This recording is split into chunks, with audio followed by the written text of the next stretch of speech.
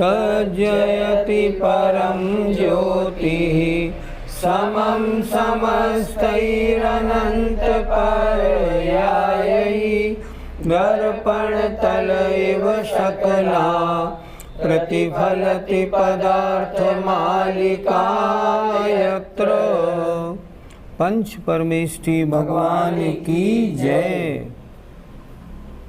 अभी भोगो भोग प्रमाण व्रत में किन चीज़ों का त्याग करना चाहिए, इनकी चर्चाएं पिछली ज्ञानशालाओं में हुई। सबसे पहले बताया गया जमी कंद तो बिल्कुल भी न खाए। उसके बाद बताया और बहुत सारी वस्तुएं ऐसी हैं जैसे नॉन वेज होटल का खाना, अमर्यादित मसाले आटे वगैरह, जैसे तरबूज, जैसे जामुन, जैसे बारिश पड़ने के बाद आम, लिसोड़े, करौंदे, लीची आदि वस्तुओं में कीड़े बहुत हैं। जिन्हें हिंसा से डर है वो इन चीज़ों को छूता नहीं, इनसे दूर रहता है। और आचार्य ने तो यहाँ तक कह दिया जो वस्तुएं खाने के लिए स्वीकृत हैं उनका भी 1 दिन, 2 दिन, 4 दिन तक के लिए त्याग करे। भोगो भोग प्रमाण व्रत में ऐसा ही होता है। और क्या होता है, देखें आज का श्लोक। पुनरपि पूर्वकृतायाम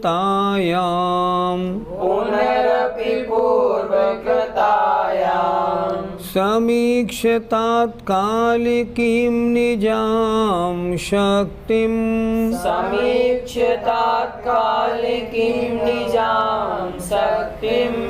सीमन्यन्तर सीमा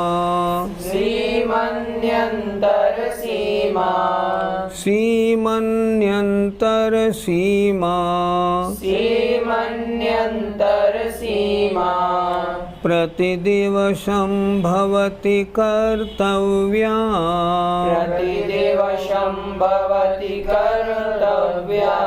बोलिए। पुनरपि पूर्वकृतायां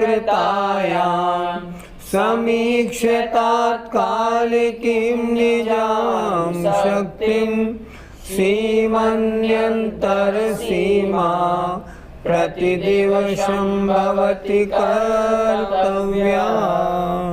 पुनरपि फिर और भी, और क्या करे, भोगो भोग प्रमाण व्रत में और क्या करना चाहिए। पूर्व कृतायाम पहले जो सीमाएं, पहले जो नियम आदि किए हुए हैं उनमें समीक्ष विचार करके तात्कालिकीम अपनी उस समय की निजाम माने अपनी शक्ति को। अर्थात मैंने जब ये नियम लिया था तब बात और थी, आज बात और है। तब तो मैं इसको छोड़ नहीं सकता था, आज छोड़ सकता हूँ। जब मैंने 5 दिन के लिए छोड़ा था अब तो 1 महीने तक की सीमा बना सकता हूँ। ऐसे देखें। और फिर भी पहले की हुई सीमाओं को समीक्षा अच्छी प्रकार विचार करके तात्कालिकीम निजाम शक्तिम उस अपनी वर्तमान समय की निजाम अपनी शक्ति को देखकर सीमन्यंतर सीमा के अंदर और सीमा करे। अर्थात ये मेरी सीमा थी, मैंने दिन में 3 बार पानी पीता हूँ, नहीं अब 2 दिन तक 1 बार पीऊँगा। ऐसे सीमा बनाई। सीमा के अंदर और सीमा प्रतिदिन कर्तव्या भवती, प्रतिदिन करने योग्य होती है। भोगो भोग प्रमाण वृत्ति के लिए ये आवश्यक है कि भोगो भोग की जो सामग्रियाँ 17 प्रकार की हैं उनका वो प्रतिदिन नियम करे। जैसे आज मैं सवारी में बैठूंगा या नहीं, आज स्नान कितनी बार, आज तेल कितनी बार लगाऊंगा, आज वस्त्र कितने पहनूंगा, गाना म्यूजिक सुनूंगा या नहीं, आदि बहुत 17 प्रकार की सीमाएं हैं। तो कह रहे हैं उसमें जो सीमा हो, जो सीमा हमने ली है अपने व्रतों में, उनके अंदर की और सीमा प्रतिदिन करने योग्य होती है। अपने नियमों को, अपनी इंद्रियों को और संकुचित करे, पंचेंद्रियों के विषयों में अपने और कमी करे।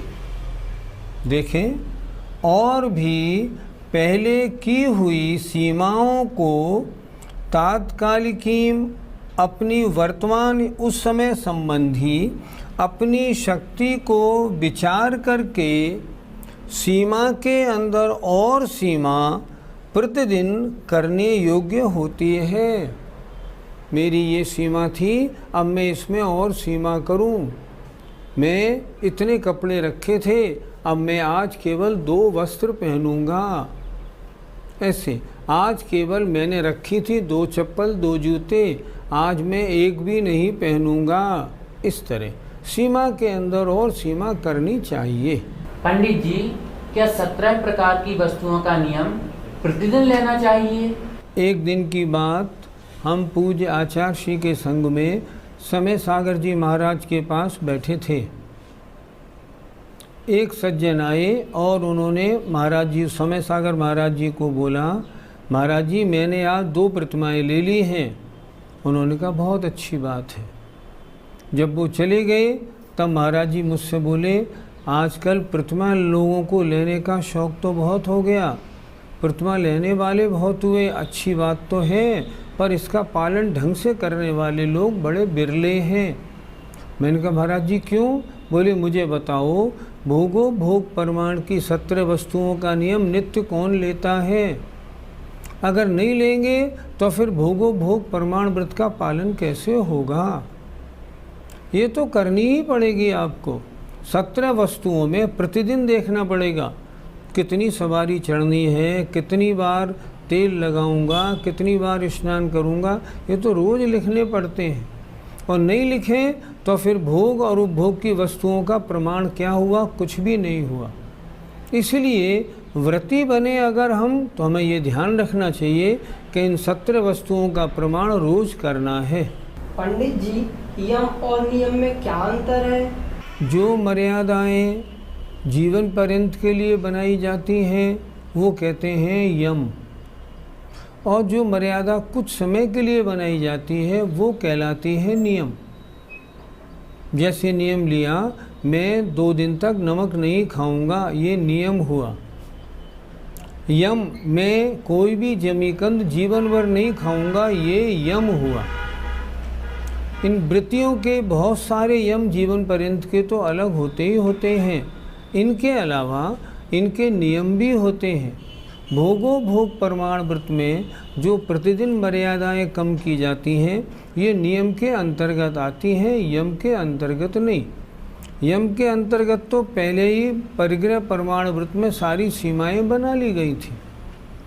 यम माने जीवन पर्यंत के लिए किए जाने वाले नियम, और नियम माने थोड़े समय के लिए जो सीमाएं ली जाती हैं, जो नियम बनाए जाते हैं, वो नियम कहलाते हैं। पंडित जी, सीमा के अंदर सीमा से क्या तात्पर्य है? किसी व्रती ने नियम ले रखा है, मैं जीवन पर्यंत 40 हरी खाऊंगा, इससे ज़्यादा नहीं। ये सीमा बन गई। अब सीमा के अंदर की सीमा, अब मैं एक दिन में 2 हरी से ज़्यादा नहीं लूँगा, आज 5 हरी से ज़्यादा नहीं लूँगा। इस तरह की सीमा बनाना, बड़ी सीमा के अंदर छोटी सीमा बनाना, कुछ दिन के लिए बनाना, ये सीमा नियंत्रण सीमा कहलाता है। हमारा नियम तो इतना बड़ा है, लेकिन कुछ दिन के लिए इसको हम छोटा कर देते हैं, इसे कहते हैं सीमा के अंदर सीमा बनाना। पंडित जी, क्या प्रतिमाओं का धारण करना जीवन पर्यंत के लिए होता है या कुछ ही वर्षों के लिए किया जाता है? दिगंबर जैन धर्म के अनुसार तो प्रतिमाओं का धारण या मुनिपद धारण पूरे जीवन के लिए होता है, कुछ वर्षों के लिए नहीं। सुना है शायद श्वेतांबरों में ऐसी व्यवस्था है कि वो कुछ समय के लिए व्रत या साधुपना लें और उसके बाद छोड़ सकते हैं, लेकिन दिगंबर जैनों में ऐसी कोई व्यवस्था नहीं। अगर जो भी प्रतिमा ली है वो तायावत जीवन ही ली होगी, जीवन के लिए ली होगी। एक बात और, ये प्रतिमाएं क्रम से लेनी होती हैं। अगर कोई ये चाहे कि मैं 8 प्रतिमा तो ले लूं लेकिन 5वीं नहीं पालूंगा, ये नहीं हो पाएगा। अगर 5वीं प्रतिमा लेगा तो 1 से 5 तक पूरी पालनी पड़ेगी। जितनी प्रतिमाएं होती हैं पहली पूर्व की सारी प्रतिमाओं के साथ ही उनका नियम होता है। पंडित जी, भोगोपभोग परिमाण व्रत के नियम अपने आप लिए जाते हैं या किसी के सामने? भोगोपभोग परिमाण के अंतर्गत जो 17 वस्तुओं के नियम लिए जाते हैं वो तो अपने आप स्वयं ही अपनी समीक्षा करो और रजिस्टर या कॉपी में लिख लो कि आज दिनांक इतने को नहाने का, खाने का, गाना सुनने का, सवारी में बैठने का मेरा नियम इतनी बार का रहेगा। इसमें किन्हीं साधु के सामने या भगवान के सामने होने की आवश्यकता नहीं। वृत्ति को तो ये रोज़ ही लेने होते हैं, इसलिए वो तो अपनी कॉपी में रोज़ इन खानों को फिलअप करता है कि आज इन 17 चीज़ों की मर्यादा मेरी इतनी रहेगी। शिष्य पूछता है, आपने खाने योग्य वस्तुओं में से भी बहुत वस्तुओं का त्याग करा दिया, अब इससे क्या लाभ होगा ये तो बताएं। आगे आचार्य 166 नंबर का श्लोक लिखते हैं। इति यः परिमित भोगैः, इति यः परिमित भोगैः, संतुष्टस्त्यजति बहुतरान् भोगान्, संतुष्टस्त्यजति बहुतरान् भोगान्, बहुतर हिंसा विरहात्, बहुतर हिंसा विरहात्, तस्या हिंसा विशिष्टा स्यात्, तस्या हिंसा विशिष्टा स्यात्। बोलिए।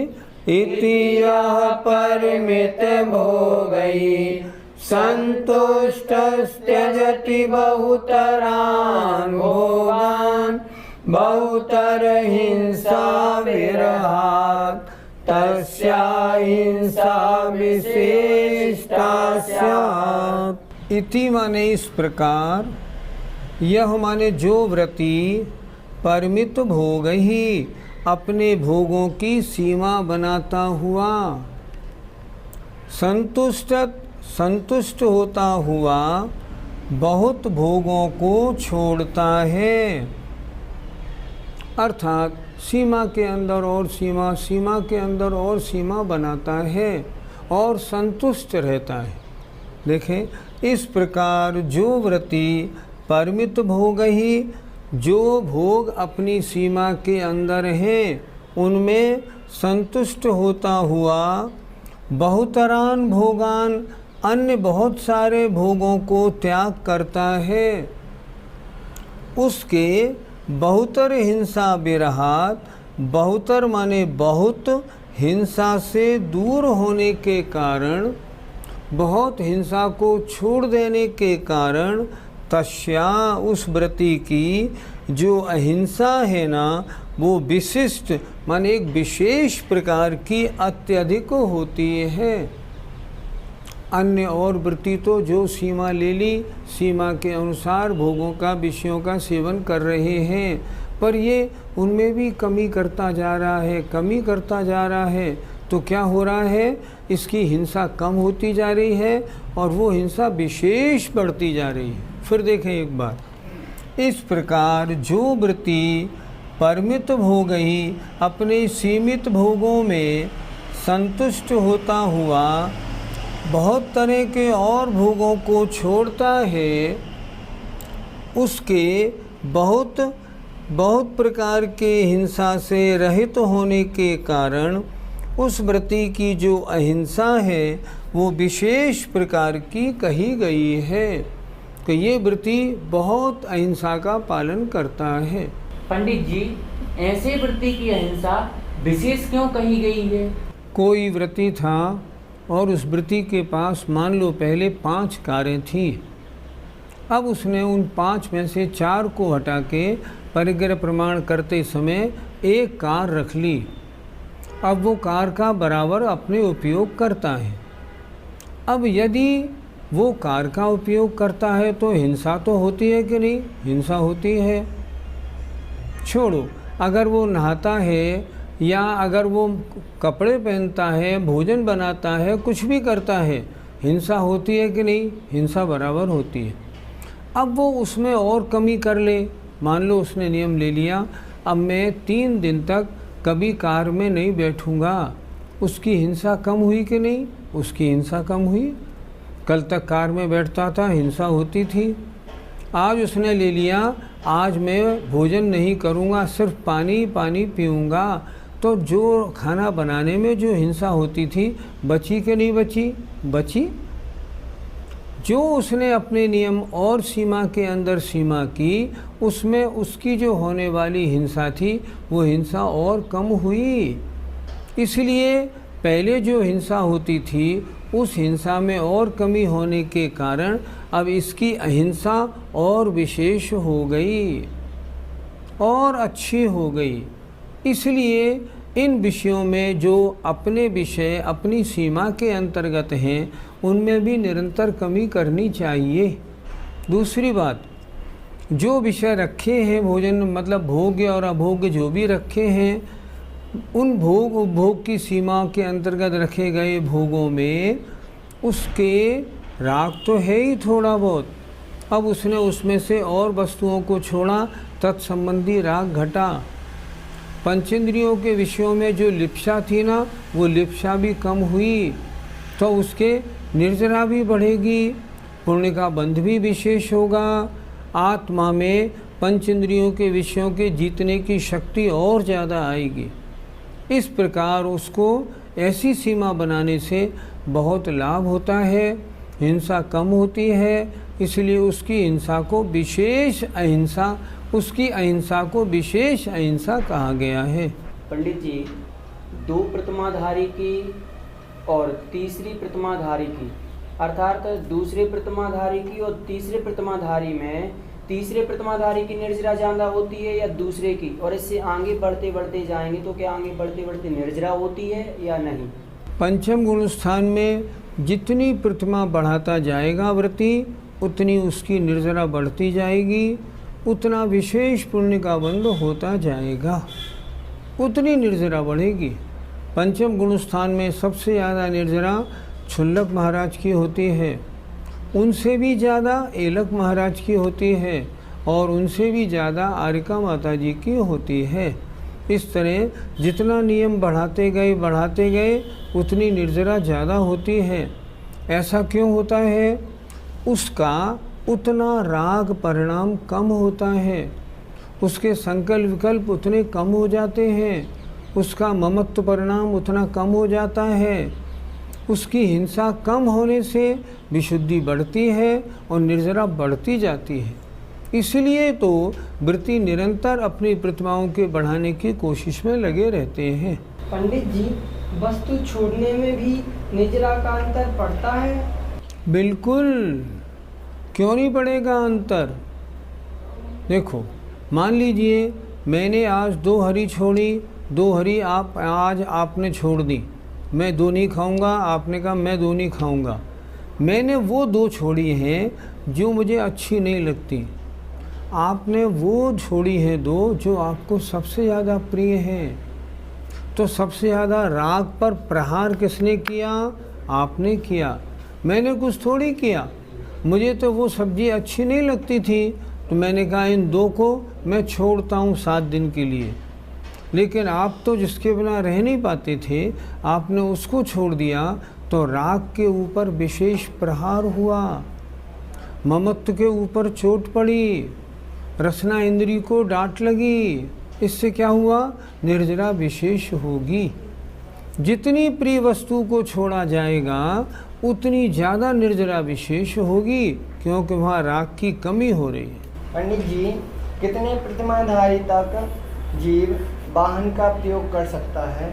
वाहन से तात्पर्य होता है 2 व्हीलर, 3 व्हीलर, 4 व्हीलर सवारियाँ, बस या कार आदि। शास्त्रों में ऐसा लिखा मिलता है और विशेष विद्वान और आचार्यों की चर्या से, ये चर्चा से ये बिल्कुल स्पष्ट है। 8वीं प्रतिमा है आरंभ त्याग। आरंभ माने कार्यों में होने वाली हिंसा का त्याग होना। तो जिसने 8वीं प्रतिमा ले ली है वो व्रती अब कार में, बस में, ट्रेन में, 2 व्हीलर, 3 व्हीलर पर सवारी नहीं करेगा। एक बार फिरोज़ाबाद में एक आचार्य सूरसागर जी महाराज थे, उन्होंने व्रती सम्मेलन बुलाया था। व्रती सम्मेलन में बहुत सारी चर्चाएं हुई।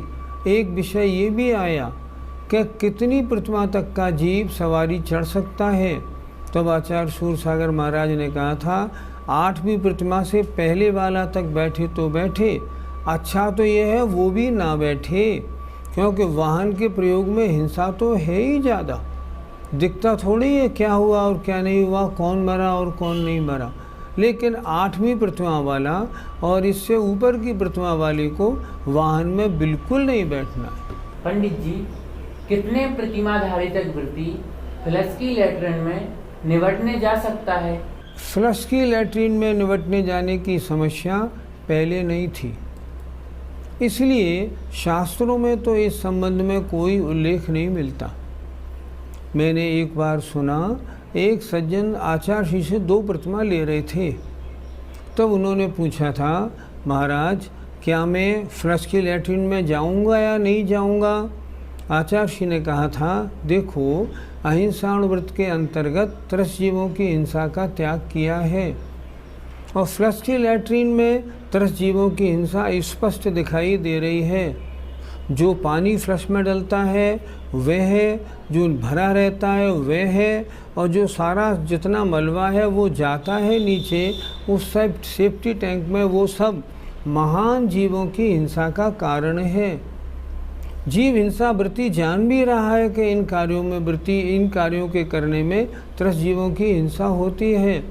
इसलिए आगम की आज्ञा तो ये है कि 2 प्रतिमाधारी भी फ्लश की लैट्रिन में निवटने न जाए। परंतु आजकल क्या करें, समस्याएं बहुत हैं। जो लोग शहरों में रहते हैं उनके पास खुले स्थान या जंगल नहीं है जो वो शौच के लिए जा सकें। इसलिए शहरों में भी जिन्होंने प्रतिमाएं ले रखी हैं वो नहीं जा पाते। आगम की आज्ञा ऐसी नहीं है। अगर वो इस तरह जाएंगे तो क्या होगा? प्रतिमा धारण का फल कम मिलेगा। इसलिए आगम के अनुसार तो 2 प्रतिमाधारी भी फ्लश में निवटने नहीं जाए, उसकी भी ड्यूटी होती है शौच आदि के लिए जंगल में जाए। जो आश्रम क्षेत्रों पर बने हुए हैं, मान लो तारंगा पर हैं या ईसरी में हैं या नेमावर में हैं, वहाँ व्रती लोग अपने नियमों का बहुत अच्छी तरह पालन कर सकते हैं, क्योंकि वहाँ जंगल बहुत है, खुला स्थान बहुत है। इसलिए ऐसे स्थानों पर इन 2 प्रतिमाधारी या इनसे ऊपर की प्रतिमाधारी अगर निवास करें तो व्रतों का पालन अच्छा हो सकता है। अन्यथा शहरों में रहेंगे तब तो लैट्रिन में निवटने जाना ही पड़ेगा। इस प्रकार इस पुरुषार्थ सिद्धिपाय ग्रंथ में भोग और उपभोग संबंधी वस्तुओं के त्याग की चर्चा बहुत अच्छी प्रकार चली। इन्होंने जमी कंदों का, मक्खन का, अवक्ष पदार्थों के खाने के बारे में बहुत अच्छी तरह समझाया और सीमा के अंदर सीमा करने की बात बहुत अच्छी तरह समझाई। वृत्ति जो है, जो 2 प्रतिमाधारी है और उसको एक गुणव्रत का पालन करना है, भोगो भोग परमाण व्रत का, गुणव्रत नहीं शिक्षा व्रत का, एक शिक्षा व्रत का पालन करना है, भोगो भोग परमाण शिक्षा व्रत का।